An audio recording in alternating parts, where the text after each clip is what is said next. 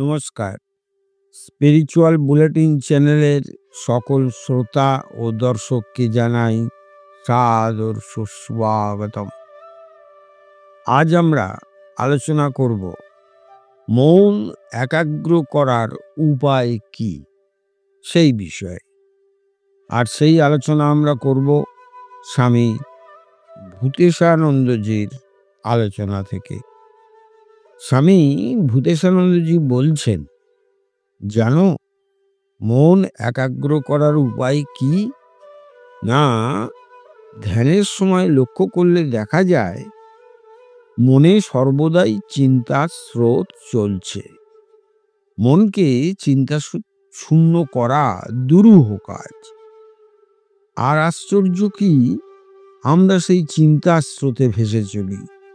অনেকক্ষণ পর যখন সচেতন হই তখন বলি, কি মাথামুন্ডু ভাবছিলাম, অর্থাৎ সচেতন ছিলাম না। মন আমাকে যেদিকে নিয়ে যাচ্ছিল আমিও সেই দিকেই যাচ্ছিলাম। মনকে লক্ষ্য করলে, মনকে পরখ করলে ধীরে ধীরে মনের স্রোত আমাদের টেনে নিতে পারে না। মনের উপর নিয়ন্ত্রণ আসে। মন আমার উপর আধিপত্য করতে পারে না। আমরা মনের উপর আধিপত্য করতে পারি। মনের আরেকটি বৈশিষ্ট্য আমি খুব ভাবি, সেটি হলো একই মন দু ভাগে বিভক্ত। একটি দ্রষ্টা মন আর অপরটি দৃশ্য মন। দ্রষ্টা মন যখন দৃশ্য মনকে পরখ করে তখন মনের চিন্তার সঙ্গে আমাদের আর ভেসে যাওয়ার সম্ভাবনা থাকে না। তাই স্বামীজি বলছেন, আসনে বসেই ধ্যান শুরু করবে না, মনকে কিছুক্ষণ লক্ষ্য করো। মন কি করছে লক্ষ্য করো। দেখবে ধীরে ধীরে মনের ছোটাছুটি বন্ধ হয়ে আসবে।